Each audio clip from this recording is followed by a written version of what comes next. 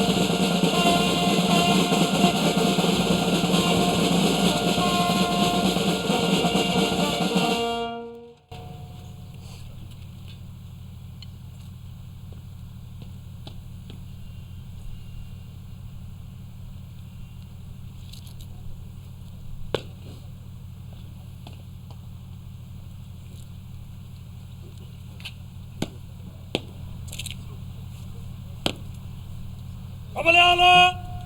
سلاوي هرم سلام كا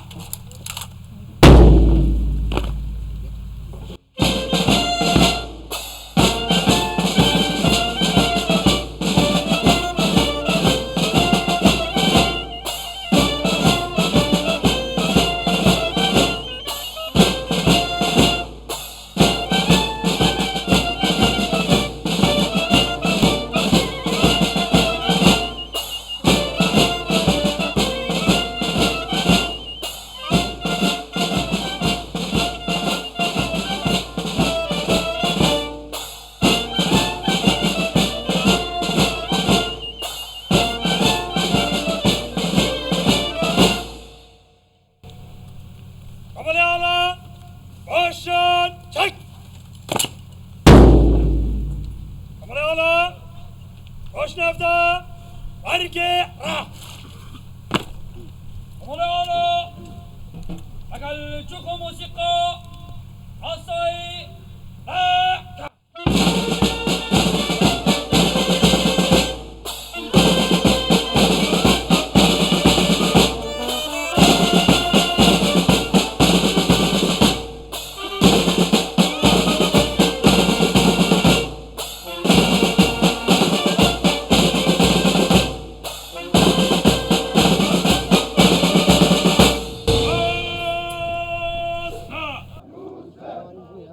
ئەی وەتەن بۆ خزمەتت دایم لە ڕێتا حازرم باوەڕت بێ من لە زومرەی لاوەکانتا نادرم گەر لەسەر تۆ بێت و تووشی سەد بەڵا بم سابرم خوا دەزانێت چەند لە ئاستی تۆدا کە پاک و تاهرم ڕۆژی ئاڵا لە هەموو کوردستانیان پیرۆز بێ ئەو ئاڵایەی کە ئەنفال و کیمیاباران و ڕاوە دوونان و ئاوارەی و دەربەدەری و کوشتن و زۆرەملێی و ترساندن و تۆقاندن هیچ کام لەوانە نەیتوانی ڕەنگەکانی کاڵ بکاتەوە ئەم کاتتان باش بەڕێزان ژینۆ مەحەمەدم لە کوردستان 24ەوە لەگەڵتان بەردەوامین لە گفتوگۆیەکی تایبەت بە ڕۆژی ئاڵای کوردستان کە من لە فێرگەی مەشقی زێرەڤانین ئەمڕۆ جیاواز لە هەموو هاوڵاتیانی کوردستان دەبێ ئەمڕۆ قارەمانەکانی کوردستان پێشمەرگە ئازاکان کە ئەوان شانازی بەم ئاڵای کوردستانەوە بکەن کە خوێنێکی زۆر ئازایەتێکی زۆر و هەڵمەتێکی زۆریان داوە بۆ ئەوەی کە ئەو ئاڵایە بە بەرزی و بە شەکاوەی بمێنێتەوانێ لێرە بەشێک لە میوانانمان لەگەڵدا ئامادە دەبێ گفتوگۆی ڕۆژی ئاڵای کوردستان دەکەین دەمانوێت بزانین ڕۆژی ئاڵای کوردستان چ پەیامێکی هەیە لە زاری ئەوانەوە و بۆچی گرنگە ئێمە ئاڵامان هەبێت و ئاڵامان خۆش بێ و بە بەرز و شەکاوەی هەمیشە بمێنێتەوانێ. میوانەکانم دەناسێنم هەرێک لا بەڕێزان ئەمید دیدەوان خورشید بەرپرسی ڕۆشنبیری و ڕاگەاندنی فەرماندەیی پێشمەرگەی زێرەوانی زۆر سوپاس دەکەین کە ئامادەی کاک دیدەوان هەرچەند ئەمڕۆ ئێمە میوانیندای ئێوە هاتووینەتە ناو پێگەی ئێوە بەڕێز ماڵی خۆتانە زۆر سپاس دەکەم. هەروەها بەڕێز دکتۆر سامان سۆرانی شارەزا لە دیبلۆماسیەت و پەیوەندی نێودەوڵەتەکان دکتۆر سپاس دەکەم کە جارێکی دیکە میوانی لەگەڵمانە و هەمیشە میوان بوویت کە تۆش ماڵی خۆتە کوردستان 24 بە دڵنیاییەوە. هەروەها بەڕێزێکی دیکە لەگەڵمانایە فکری بەڕۆژی فلمساس کە بەڕێزیان بابەتێکی جوانیان کردووە ڤیدۆکلیپێکی جوانە با سپۆنسەری کوردستان 24 کە پاش کەمێکی دیکە هەمومان پێکەوە دەیبینین باسێکی ئەومان بۆ بکات بزانین ئاخۆ هونەر و نەتەوە و خاک و نیشتیمان و ئاڵات پەیوەندێکی بەیەکەوە هەیە. هەروەها بەڕێزێک چەند بەڕێزێک لە پێشمەرگە قارەمانەکان لێرە لەگەڵماندا ئامادەن کە سپاسیان دەکەین پیرۆزبایی ئەم ڕۆژەیان لە یەکەین دواتر دەچمە لای هەندێکیان بۆی پەیامی خۆیانمان پێ بڵێن لە ڕۆژی ئاڵای کوردستان کە وەکو باسم کرد جیاواز لە هەموو تاکێکی کورد دەبێ ئێمە هەم شانازی بە ئێوە و هەم شانازی بە ئاڵای کوردستانەوە بکەین. سپاسانەکەم کە ئامادەن لەگەڵمان. بەڕێز ئەمید دیدەوان تەواوە ناوەکە وەک خۆی وتم تەواو سپاس دەکەم. پێم خۆشە جارێ بزانم پەیامی ئێوە لەم ڕۆژەدا چییە؟ سەرەتا بەخێرەتتانەکەم فێرگەی مەشقی پلنگەکانی زێرەوانی ماڵی ئێوە و هەر نیشتمان پەروەرێکە. زۆر سپاس. من لە وتەیەکی جەنابی سەرۆک بارزانیەوە دەست پێیەکەم کە دەڵێ ئاڵاکەمان ڕەمزی بەرخودان و ئاشتی خوازی و بڕوا بەخۆبوونە. خۆی ئەم سێشتەی کە لەم وتەیە جەنابیان فەرموویەتی فەلسەفەیەکی گەورەیە. ڕۆژی ئاڵا ئێمە ڕاستە ڕۆژێک دیاری کراوە بۆ ڕۆژی ئاڵا بەڵام بە مانای ئەوە نییە کە لەو بەس لەو ڕۆژەیە ئاڵا پیرۆزە. ئاڵا لە هەموو کاتێکە لە هەموو ساتێکە لە شەو بێ ڕۆژ بێ لە هەر کاتێکە بە ئاڵا بۆنێتەوە پیرۆزە. بۆیە هەر بەم بۆنەوە من پیرۆزبایی لە سەرۆک بارزانی سەرۆکی هەرێم سەرۆکی حکوومەت و هەموو پێشمەرگە قارەمانەکان خانەوادەی سەربەرزی شەهیدان برا پێشمەرگە پەککەوتەکانمان و ئەو پێشمەرگانەی کە ئێستا لە سەنگەری بەرگریدان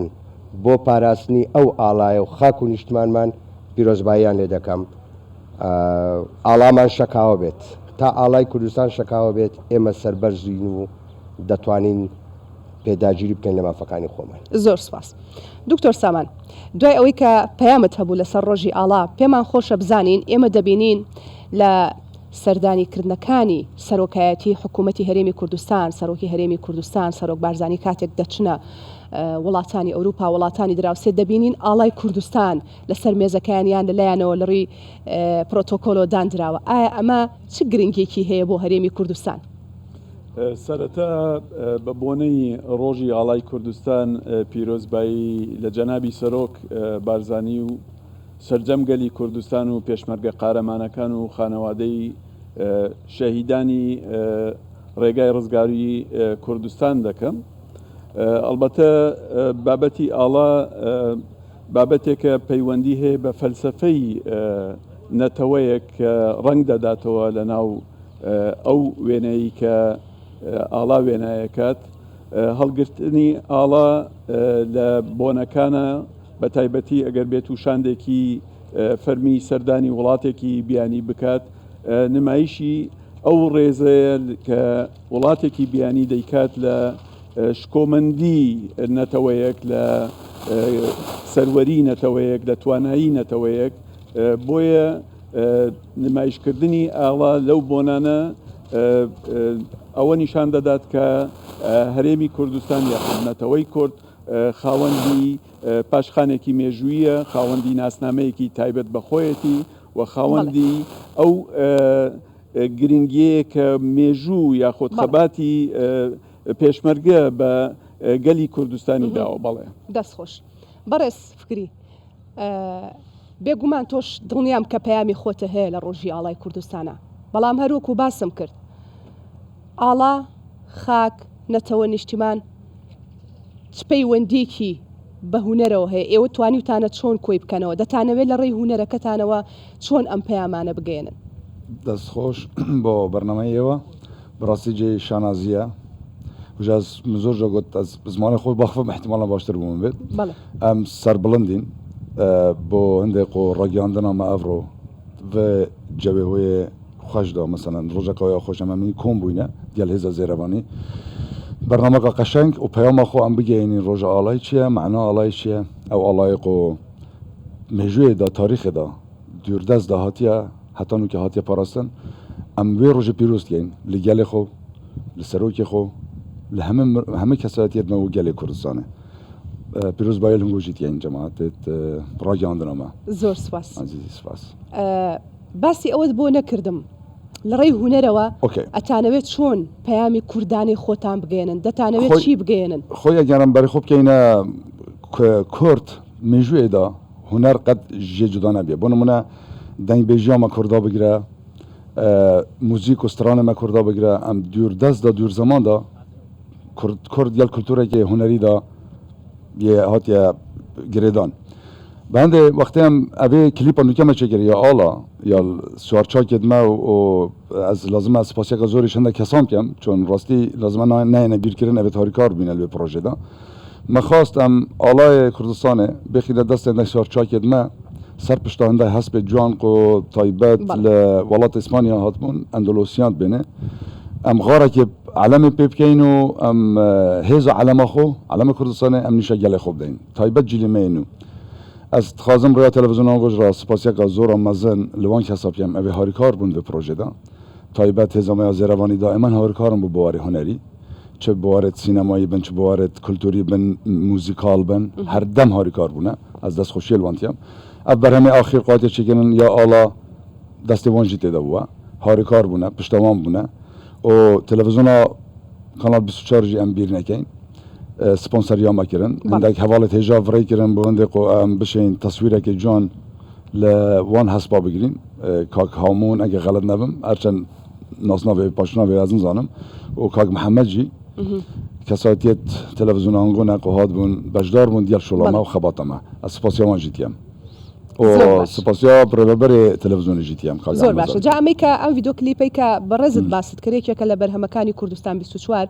کە ئەوە خۆت شایدیەوە دای کاڵی کوردستان 24 هاوکارێکی زۆری کردوینی یەکێک لە پەیامەکانی کوردستان 24 ڕەنگە دکتۆر سامان باشتر شایەتی ئەومان بۆ بدا کە پەیامەکەی کوردستانی و نیشتیمانیە کەواتە ئێستا بینەری ئەو ڤیدۆ کلیپە دەبین بابزانین بەڕێز فکری و هاوکارەکانی چیان کردووە دواتر بەردەوام دەبین لەسەر بە پیرۆز ڕاگرتنی ئاڵای کوردستان.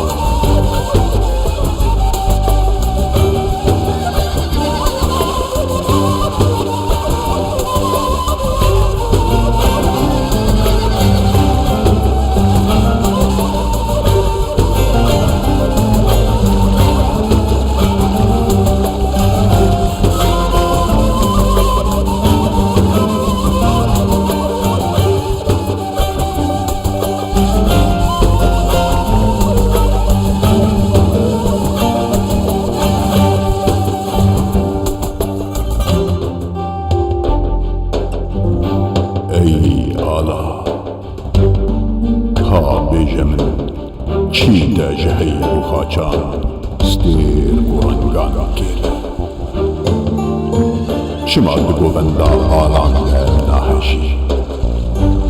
چما جسوری درد ترسن دخوازن سرایات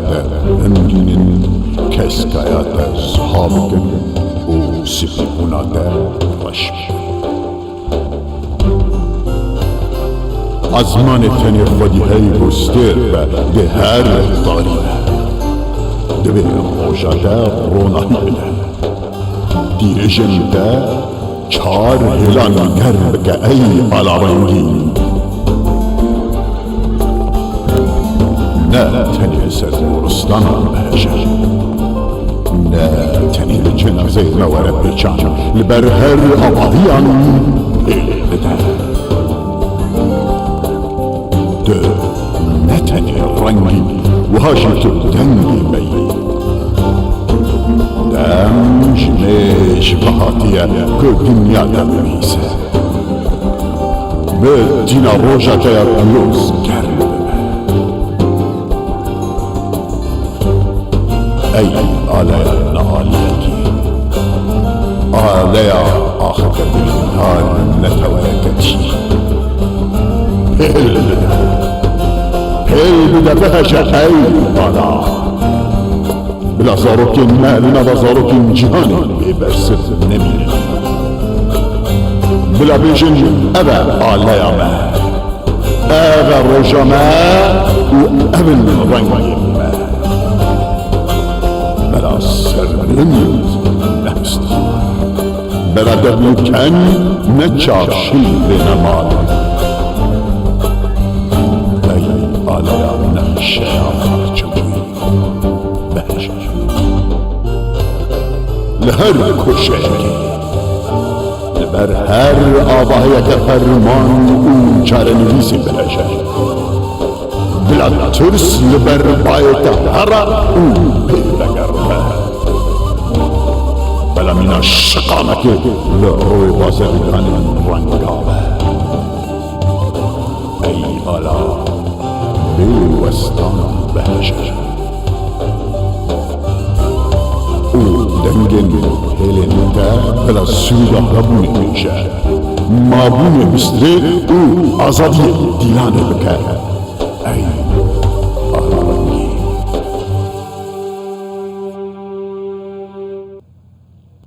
بەرداومە بم لەگەڵتان میوانە بەڕێزەکانمان لێرە ماونەتەوە لەگەڵمانە پێکەوە ئەو ڤیدۆکلیپەمان بینی دەستخۆشی بۆ ئامادەکارانی ئەو ڤیدۆکلیپە بەڕاستی من زۆر جار ئەو قسەیەکەمەوە پێمان دەڵێن کە نابێ وەکو ئیشی میدیایی بەڕێزان کە دکتۆر لێرە دانیشتۆ مامۆستای ئێمەیە نابێ ئێمە لایەنداری بکەین لە کاتی پێشکەشکردنی هەر بابەتێکە بمانەوە بەڵام لێرە من ناتوانم کاتێک کە پرسەکە پرسی ئاڵای کوردستانە لایەنداری نەکەم بۆیە هیوادارم هەموو تاکێک هەموو هاوڵاتی کوردستان شانازی بەم ئاڵایە و بە پیرۆزی ئەم ئاڵایەوە بکەن بۆیە مەبەستمە ئێستا پرسیارێک ئاراستەی بەڕێز دیدەوان بکەم زۆر جار گوێمان لەوە دەبێت کە ئینتیما خۆشەویستی نەماوە بۆ ئەم ئاڵایە بە شێوەیەک لە شێوەکان نیگەرانی بێ گلەیی بێ لە هێز و پارتە سیاسیەکان لە هەرێمی کوردستان نادادی بێ نادادپەروەری بێ نەبوونی بێ هەر شتێکە بەرۆکی ئەم هەرێمی کوردستانی کردو ئیدی لە ناوە بێ خود لە دەرەوە بێ ئێوە چیان پێ دەڵێن وەڵامی ئێوە چیە وەکو بەرگری کارێکی سەرسەختی ئەم ئاڵایە خۆی بەسەراحەت ئێمە دەبێ پرسی ئاڵا لەگەڵ پرسی دەسەڵات لێکجیا بکەینەوە دەسەڵات بۆ هەڵبژاردن دەکرێت حیزبێک یان دوو حیزب تحالوفەکان حکومەت پێکەهێنن ئیشەکەن ئەمە شتێکی جیاوازە ئاڵا نا ئاڵا وەک جۆن جەنابی سەرۆک ئەڵێ بەهایەکی هاوبەشی خەڵکی کوردستانە ئەنی بەهایەکی هاوبەشە ئاڵا پەیوەندی بە حیزبەوە نییە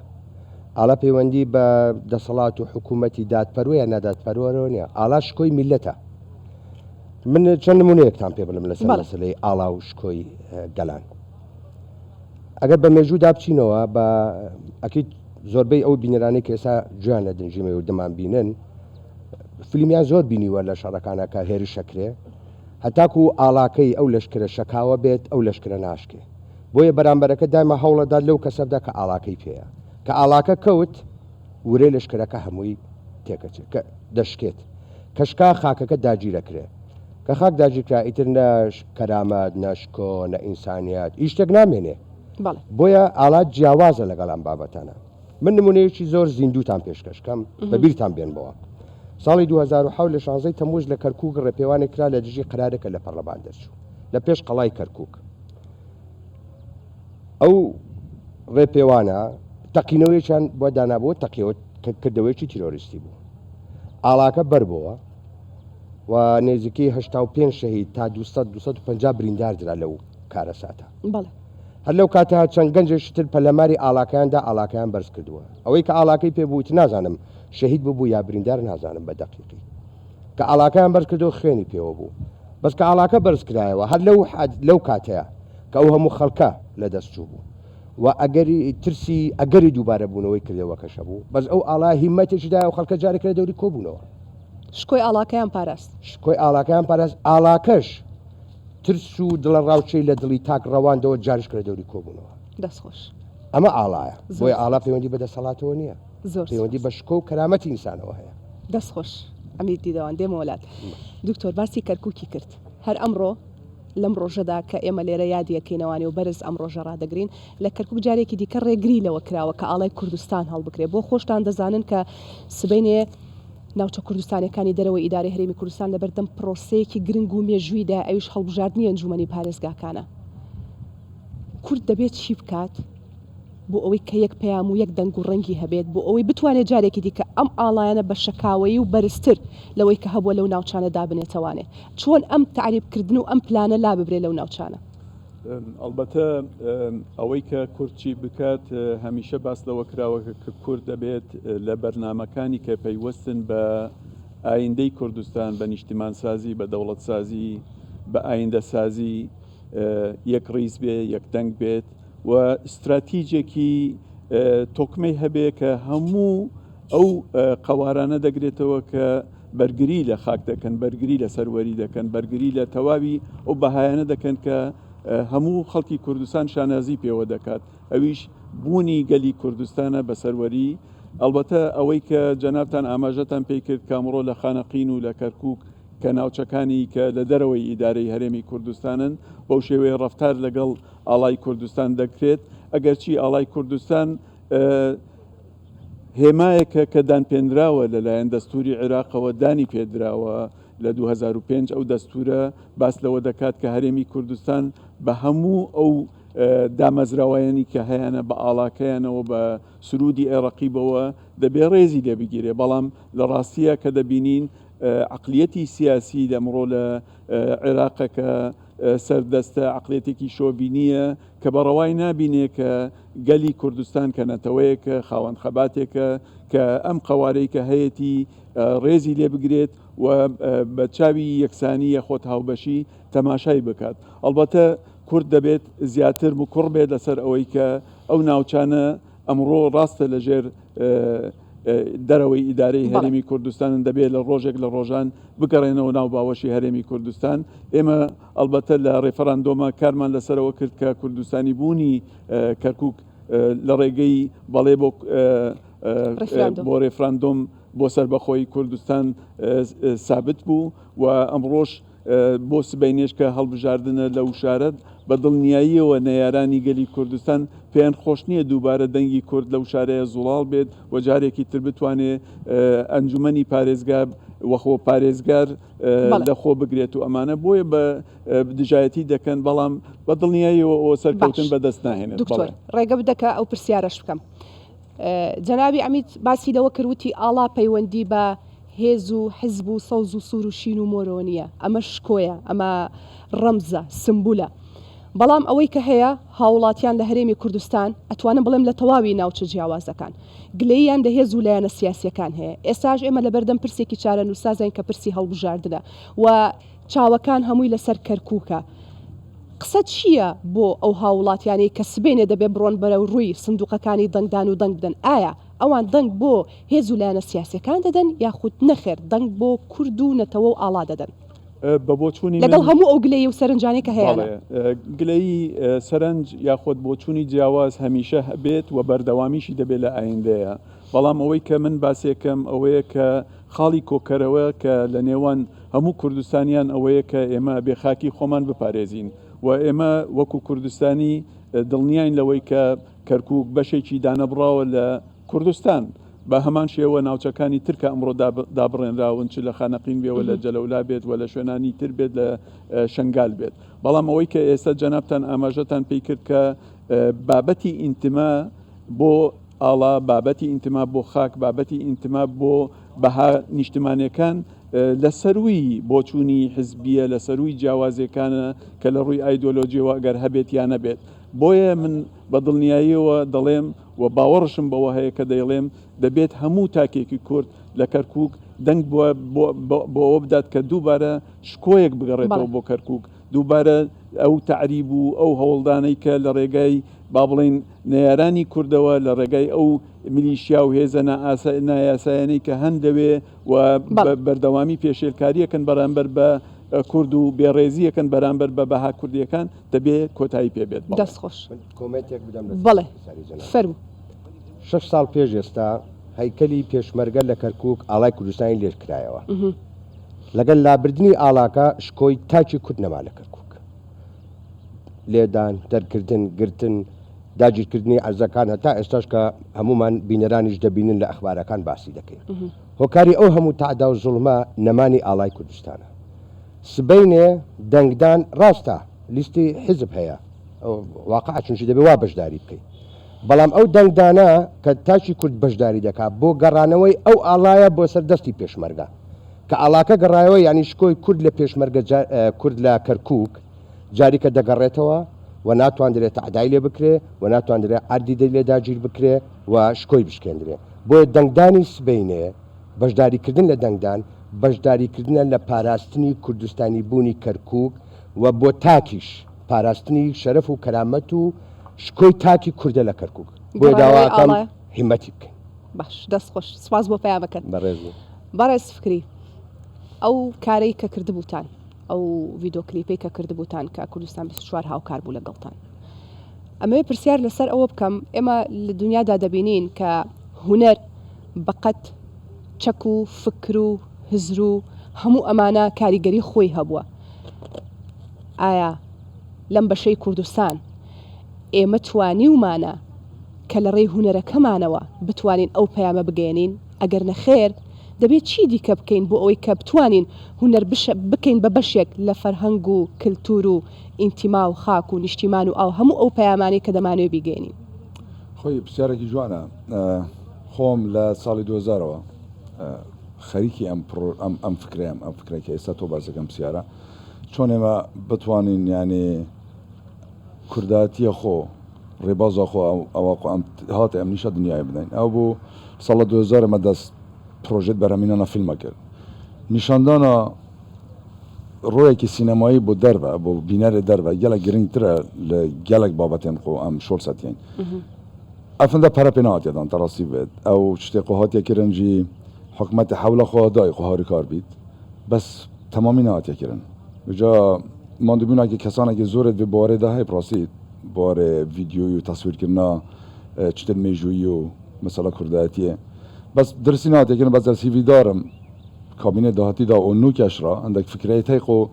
بازنێت چێبینە ئەوان پرۆژە باشتر بێتەکردن بەرفرە بێتەکردن بۆ نمونە ئاواکردنا دەستگایەتێکی کۆمیسیۆن پەرەپێدانە بوارێت بەرهەمێنانە زیاتر ئینانە پرۆژە و بەرهەمێت دەرڤە بۆ ناو کوردستانە ئەم پێپەستین جغرافیا خۆ ئارامی و ڕەحەتیە وڵاتی خۆ ئەم نیشە دەرڤە بدەین. تۆ ڕووی پەیامەکانت تەنها دەکەیتە لایەنی پەیوەندیدار و حکوومەت بۆ هاوکاریکردن یاخود پەیامێکی شت هەیە بۆ دەرهێنەران و فیلمسازی کوردی کە بە شێوێک لە شێوەکان کەم تەرخەم بوون لە بەرامبەر گەیاندنی و پەیامەدا ئەس ڕاستی ئەس هەمشت ناخمە سەر مەلای حکوومەتە حکوومەت کێمە کورتیاگە هەبنیش تەڕادێکی هەن زۆر نییە کێمە کورتی مەژیانە لە ئەستافی کەم کورتیەکانی ئێوە چییە؟ کەمە کورتیەکانی ئێمە ئەوەیە دەبینی ئەگەر تۆ بەرەمێنانی پرۆژەیەک لایەنێک سپۆنسەریت بۆ بکە یان فۆندێکی لە لایەنێک بێتەکردن دەبینی چەند لایەنی دی دژیتە بن جار دژایەتیەت کوردستانەدا هەر وەکی سیاسەتی واتە بەنمونە ئەگەر پارتی سپۆنسەری ئیشێکی تۆ بکە هێز و لایەنە سیاسەکانی دیکە دژێت دەگەرێکێتی بەیان هەر پارتێکی نەمەسە لە هێز و لایەنی سیاسی باسی کەسایەتیت کە کەسایەتی باسی حزب ناکەم باسی کەسکەم مەسەڵەن بینی بوارە کارێمەدا منافسە گەلێک بووە یعنی هەر کەسێک دژی ئێکی بووە و بەرهەمێکی سەرکەفتی چێکە ئەف شتە نابێت ببینیت ڕاستی بێت یعنی ئەم کورد وەکیت بێژین بۆ چەند باسی ئاڵایتین ئاڵاوەقۆ هەر حیزبێک هەر گروپێک هەر کەساتیەک دیار عەلەمێ خۆ دیار هەر شتێکی هەیە عەلەمێکی کوردستانی بێتەدانە ینی تێکگرێدانێکە پێگرێدانەکە نەتەوەییە یا حیزباتیە یا کەسایەتیە مەسەلە ئاڵا شتێکی بچوک نییە ئەم وەسە سەحکێنی مەسەڵەن گەلێک جات بینەی لایەنی سیاسیەت هەیە احتیمالاً زۆر ئەهەمیەتیشی پێ نادەن تایبەت دەبینێن لە ڕەنگی دی تەلڤیژن نەدەک شتی تەلڤیژن بەس ئاڵای کوردستانی فەرقە شتێکی بۆ هەموو نەتەوەی هاتێدانانیت کوردی زۆر باشە بە هەموو بەکولانێک ئەم گفتوگوی ئەخیرمان ئەمە بەرنمێکی جیاواز و تایبەتیەوە نیە دکتۆر بابەتێکی قوڵە ئەمە هەڵەگرین بۆ کاتێکی دیکەی شەڵاگەر دەرفەتە بوو بەرنمێکی تێر و تەسەلی کوردوتنی لەسەر دەکەین باسا بچمە لای ئەو بەڕێزانەی کە لێرە ئامادەن لەسەر ئیزنی میوانەکانم پێشمەرگە بەڕێزەکان جارێکی دیکە سوپاسانەکەم دەمەوێت لێرەوە پیرۆزبایی لە تەواوی هێزە ئەمنیەکان بکەین لە هەرێمی کوردستان لە برایانی پێشمەرگە لە هەر جەیەکی کوردستانە هەن چونکە وەکوتمان ئەوانن کە ئێستا ئاڵای کوردستانیان بە بەرزی و بە شەکاوەی هێشتۆتەوانێ پێم خۆشە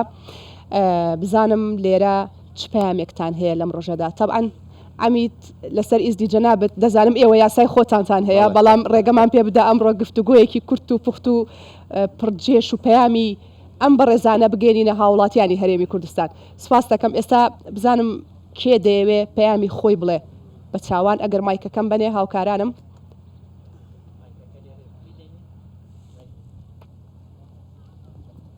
دەست خۆش کاک زاگرۆ سپاس فەرموو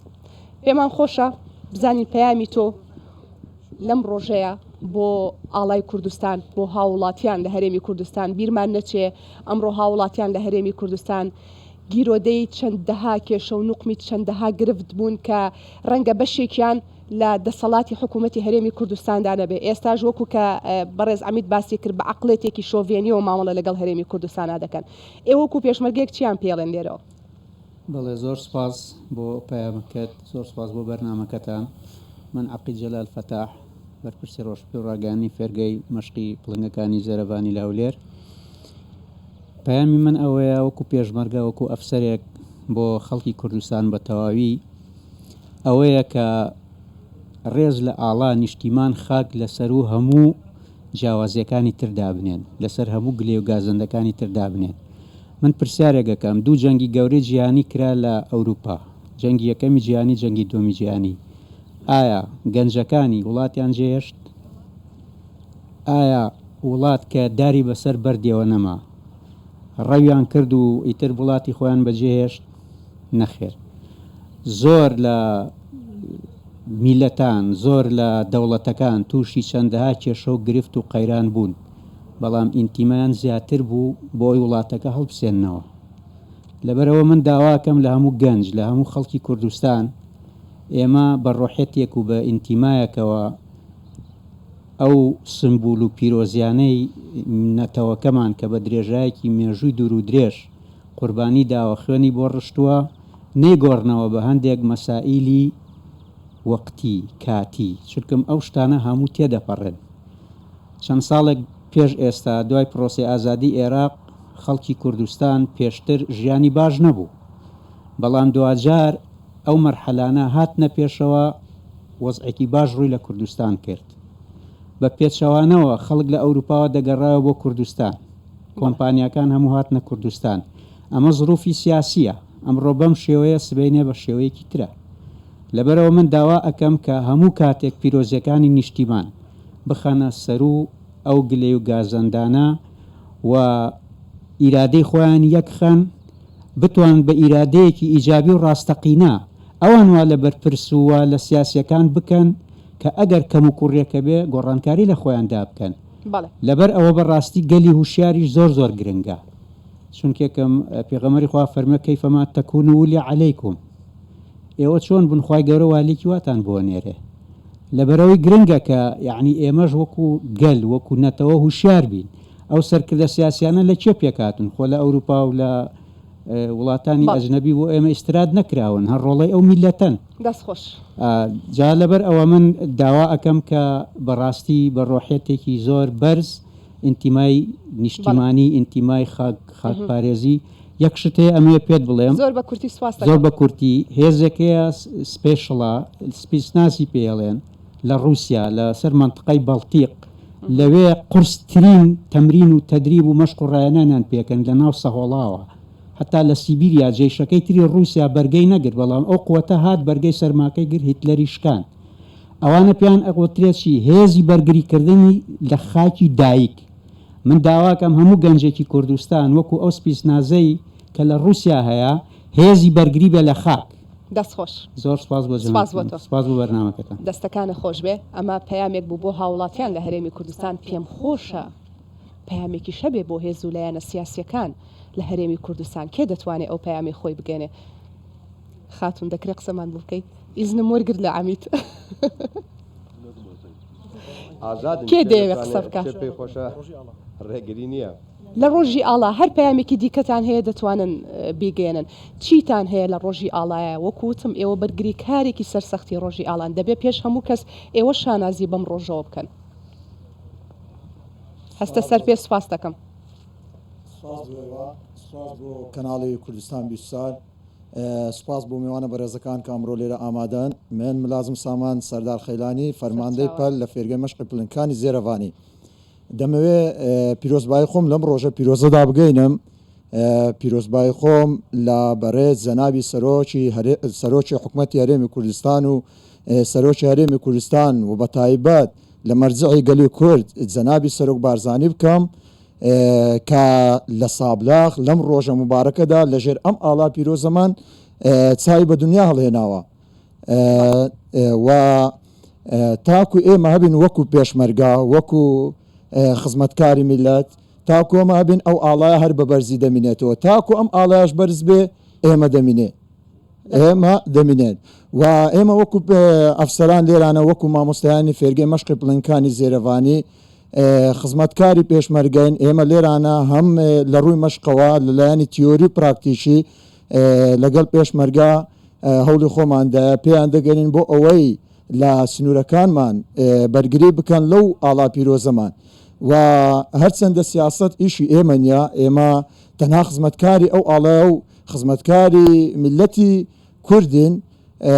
بەڵام داوا لە هەموو لایەنە سیاسەکانەکەم لەم ڕۆژە پیرۆزەدا کوردبوونی خۆیان لە سەروی هەموو شتێکەوە دابنێن داوا لە دەنگدەرانی بەڕێزەکەم لە ئەوانەی لە ناوچە دابراوەکانن نایان ناوە ناوچە دابراوەکان بەڵام منەوە ناوچەی دابراوانی بەڵکوم ئەوانە شوێنە سەرچیەکانی هەرێمی کوردستانن داوایان لێ دەکەم بچنە سەر سندوقی دەنگدان کوردبوونی خۆیان بسەلمێنین دووبارە زۆر سپاسدانەکەم زۆر بەخێر بێن زۆر سپاس دەستەکانە خۆش بێ سپاسدانەکەم با بگەڕێمەوە لای میوانەکان بەڕێز ئەمیت دیدەوان با مایکەکە لێرە دانێم ئەو پرسیارم کرد پێم خۆشە وەڵامەکەی لە تۆ وەرگرم چ پەیامێکتان هەیە بۆ هێز و لایەنە سیاسیەکان زۆر کات مانشێتێک کە بووە بە مانشێتی سەرزاری هێز و لایەنە سیاسەکانی یەکگرتووی نێوماڵی کووردە خۆ ئەم یەکگرتووی نێوماڵی کووردە ڕەنگە کار و ئەرکەکەی ئێوە ئاسانترکە لە ناو خۆی هەرێمی کوردستان کەواتە دەبێت پەیامێکتان هەبێت بۆ تەواوی هێز و لایەنە سیاسیەکان لە کوردستاندا ڕۆژێکی گرنگە بۆ پیاچوونەوە بەو خلافاتانی کە لەسەر کوردستان هەیەە کە ڕۆژی ئاڵایە چۆن ئەنی بۆ ئەم ڕۆژە گرنگە کە ئەوان بخۆیاندا بچنەوە هەر دوێنێ بوو شەڕی داعش بوو داعش هات هێرشی کرد بەرەو کوردستان هات ئەو حسابی ناڕەنجی کرد نە ئاینی کرد نە جیاوازی حزبی ئەکرد هەرچی باتە بەردەستیەوە کە کورد باید لە ناوی دەبێت بۆ ئەوە هات پێشمەرگە بەرگری کرد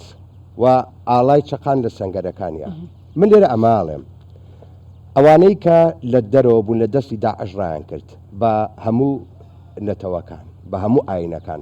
لە هەر شوێنە کە ئاڵای کوردستانیانە بینی بەرەو ئەوێ دەهاتن لە دەستی داعش ڕایانە کرد بۆ ئەیانزاری لەژێر ئەو ئاڵایە ئارامی ئاسایش پاراستنی ژیان شەرف و کەرامەتیان هەیە ئەمە ئاڵای کوردستان بەنسبەت غەیری کوردەوە بەنسبەت ئەوانەی کە ڕایان دەکرد تەنانەت داعشیش کە خۆی تەسمیلە کرد سەیرێکە بزان لەکوێ ئاڵای کوردستان هەیە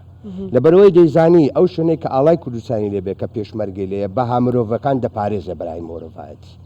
باش ئەوەی کە لە سەنگەر بوو شەڕی کرد شەهید بوو جیاواز بوو لە ڕەنگەکان پێشمەرگە و ڕۆڵەی ئەم میلەتە بوو باش کە پێشمەرگە بەم شێوازە بەم گیان بەخشانی خۆی کە لە ژیانی خۆی دەبورێ واگەر بۆ مێژوو بگەڕێنەوە ئێمە بە هەزاران شەهیدمان داوە لە پێناوی پاراستنی ئەم وڵاتە و شەکاوبوونی ئەم ئاڵایە ئێستا کاتی ئەوەیە لەسەر بەرژەوەندی ینی تەسکی حیزبایەتی بین بەها ئاساسیەکانی وڵاتەکەی خۆمان لەبیر بکەین ئەمە هەڵەیە بە تایبەتی لەم دەنگدانەی کە دەکرێت ینی ئێمە نابێت دژایەتی یەکتری بکەین ئەبێ پشتی یەک بگرین لەگەڵ یەک بین لەبەرەوەی کاتێک یەکگرتووی سەردەکەوی کاتی یەکگرتوونی دادەبڕی یەکگرتوویەکەمان هەمومان لەژێر یەک ئاڵای جوان ئاڵایەکی پیرۆست کە ئاڵایە کە لە ئوروپاش بە شاهدی ئەوە جەنابی دکتۆر لێرە برادران لێرن لە هەر شوێنێک ئاڵای کوردستانی لەبێ ئەوان دەڵێن لەو شوێنە ئارامی ئاسایشە لە ئوروپاوە کە دن کە داخلی کوردستان دەبن کوردستانە کە ئاڵای کوردستان لەبینی ئیتر هەست بەواکەن پێویستان بە ساری درع نییە پێویستان بە حیمایەتی نییە کە دەچنێت دەرەوە لە ئاڵای کوردستان دەردەکەنەوە دەترسن باشە ئێمە خەڵکی تر بەم شێوازە سێری ئەم ئاڵایە ئەکاو ئەزانێ حەوانەوە و حەسانەوە و حەسانەی هەیە ئێمە بۆ ئەنی قەدری نەزانین دەستخۆش زۆر سوازجا لە هەموو قسەکان تا دکتۆر سامان ئاوایە کردیانی تاوا پشگیری قسەکانتەوە نیە دکتۆر باشە دکتۆر کەواتە با هەر لەسەر ئەو پەرتەوازەیی نێوماڵی کورد بمێنینەوانێت چونکە وا باز دەکرێت کە ئێستا لە هەموو کات زیاتر کورد پەرتەوازەیە لە نێوماڵی خۆیدا ئەم پەرتەوازەیەی کورد چ کاریگەریەکی کردوتە سەر دەنگی کورد لە دنیای دەرەوەدا چونکە بەردەوام کورد لە هەوڵی ئەوە داوە کەناڵی دیپلۆماسی دیکە بۆ خۆی زیاد بکە بەڵام ئەم پەرتەوازەیە چ کاریگەرێکی لەسەر پێگەکەی هەبووە خۆی حقیقت ئەوەیە کە بۆ دەرەوە هەر میلەتێک هەر نەتەوەیەک هەر حکوومەتێک هەر دەوڵەتێک ئەگەر بۆ دەرەوە پەیامێکی یەکگرتووی نەبێت دەرەوە ناتوانێت بەو شێوەیە سنگێک بۆ ئەو نەتەوەیە بۆ ئەو دەوڵەتە بۆ ئەو میلەتە دابنات بۆیە ئەم هاوچێشەیە چارەسەرکردنی تەنها بەوەیە کە ئێمە جارێکی تر کۆکبین لەسەر کۆمەڵێک بنەما کە پەیوەستە بە یەکبوونمان بەرامبەر بەوەی کە ئێمە مەبەستمانە هەموو تاکێکی کورد مەبەستیە سەر بەخۆی خۆی هەبێت خۆ ناکرێت تۆ لە دەستبەرداری شکۆمەندی خۆت بیت دەستبەرداری سەروەری خۆت بیت دەستبەرداری خاکی خۆت بیت و ئیدعای ئەوە بکەیت کە تۆ مرۆڤێکی ئاسوودەی بۆیە گەڕانەوە بۆ ئەو حکمەتەی کە ئێمە دەبێت لە ژێر یەک چەتر و بە یەک پەیامی یەکگرتوو هەوڵی ئەوە بدەین لەگەڵ جیهانی دەرەوە لەگەڵ جیهانی هەرێمی لە پەیوەندی بین و ئەگەر بێت و بەو شێوەیەش کار بکرێت بە دڵنیاییەوە سەروەری دەگەڕێتەوە بۆ گەلی کورد سەروەری دەگەڕێتەوە بۆ هەرێمی کوردستان و هەرێمی کوردستان دەتوانێت هەنگاوی باشتر بنات بەرەو دەوڵەت سازی بەرەو نیشتمان سازی بەرەو ئایندە سازی ئەم بیرۆکەی کە ئەمڕۆ لێرە مەطرحە ئەوەیە کە بۆچی کورد ناتوانێت یەکگرتوو بێت بۆچی کورد ناتوانێت لەسەر کۆمەڵێک بەها هەیە کە پەیوەندی هەیە بە ئایندەیەوە یەکگرتووی دروست بکات بە دڵنیاییەوە لایەنی دەرەوە هەیە کە کار لەسەرەوە دەکەن کە ئێمە پەرتەوازە بین لایەنی ئەوە دەرەوە هەیە و بەرهێنان دەکا بۆ ئەوەی کە تاکی کورد متمانەی بەخۆی نەبێت متمانە بوون بەخۆ دەوڵەت سازی دروست دەکات متمانە بوون بەخۆ دەتوانێت ئایندەیەکی گەشاوە بۆ نەوەکانی داهاتوو دروست بکات بۆیە دەبێت ئێمە زیاتر جەخت لەسەرەوە بکەینەوە کە بە یەکگرتووی کار بکەین بۆ ئایندەی وڵاتەکەمان دەستخۆش بەڕێز فکری با دوا پرسیارم بۆ تۆ بێ چی دەکەن بۆ ئەوەی کە هونەرمەندان هەمووان پێکەوە بە یەک عەقڵێتەوە بە یەک کە ئەڵەم عەقڵێت مەبەسم عەقڵێتی کووردە کوردانە پێکەوە بیر بکەنەوە کار بکەن چونکە وەکو جەنابی ئەمید وتی دوژمن ڕەنگ ناناسێت بێگومان هەوڵێکی زۆریش دراوە بۆی کە سەری نەگرتووە چی دەکەن بۆی سەر بگرێم هەوڵانە هەمووی دەگەڕێتەوە سەر ئەم بابەتت خۆم باس کرد هاتیە باسکردن مەسەلا هێشتا ئەم لاوانێت مای سیاسی هێزت مای سیاسی درستی ئەم نەگەشتینەیەک درستی بژاتە هەموو بۆوارێکی نەگەینەیەک زەحمەتە هونەرمەندی فەقیر تازە گەم ساکێنی مرۆڤێکی دەستکورتە کۆمەلگایەتە دایت کوردیدا مرۆڤێکە کە هەموو هێز و شیانێت خۆی دانای بۆی بەرهەمێکی هونەریە بیت بەس دەستکورتیەوەی هەی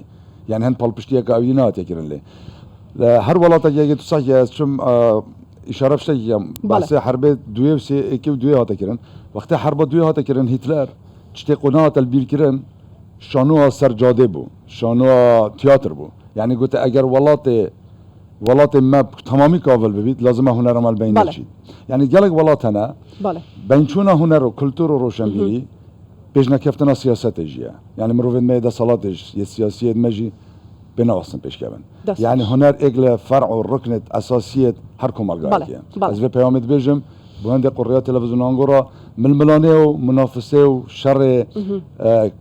مێت کاناڵە تەلەڤیزیۆنی بگرە هونەرمەندی بگرە یانیش ڕێخستنێت مێت بوارێک کللتوری بگرە بڵە بدەنێ ڕاخێکی باز بیت بەڵام هەمت بوارێکی دەشۆڵکەین و از دیسان دست خوشیل گلک برادر و حوالات یعنی ابد کو دوی کار هنری دا بیان کو آتی نمایش کردن تایبت یا نه حسب سواری هفلیره ام بیر نکین گلک ارککی مازن کشا ترانسپورتیشن اینانو برناوان همه حسبان بون جهد لوکیشن میت کردستان شلگا گلک آسان نبود کوردستان 24 هەمیشە ئەوانە بە ئەرکی خۆی زانێ با من لێرە لە بری هاوکارەکانم ئەم وڵابەت دەمانێت سوپاسانەکەم سوپاس بۆ هەرێک لە بەڕێزان ئەمیدی دەوان خورشید بەرپرسی ڕۆشنبیری و ڕاگەاندنی فەرماندەی پێشمەرگەی زێرەوانی گەلێک سوپاس دەکەم هەروەها بەڕێز دکتۆر سامان سۆرانی شارەزا لە دیبلۆماسیەت و پەیوەندی نێودەوڵەتیەکان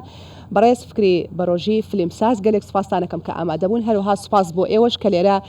بەشێک لە ئەفسەرانی پلە باڵا لێرە لەگەڵمان ئامادەبوون سوپاسانەکەم دەستی هەموو لایەک خۆش بێ سوپاس بۆی کە ئامادەبوون بەڵێ بەڕێزان دیبیتی تایبەت بە ڕۆژی پیرۆزی ئاڵا کۆتایی هات بۆیە دواپەیامم ئەوەیە کە لێرەوە داوا لە هێز و لایەنە سیاسیەکانەکەین بەبێ جیاوازی بۆی هەمیشە ئەو ئاڵایە بەرز و شەکاوە بێ ئیدی ئەو گوتارە بکەنە کردار کە باس لە یەکگرتووی نێوماڵی کوورد دەکات شاد و بەختەوەر و کامەران بن.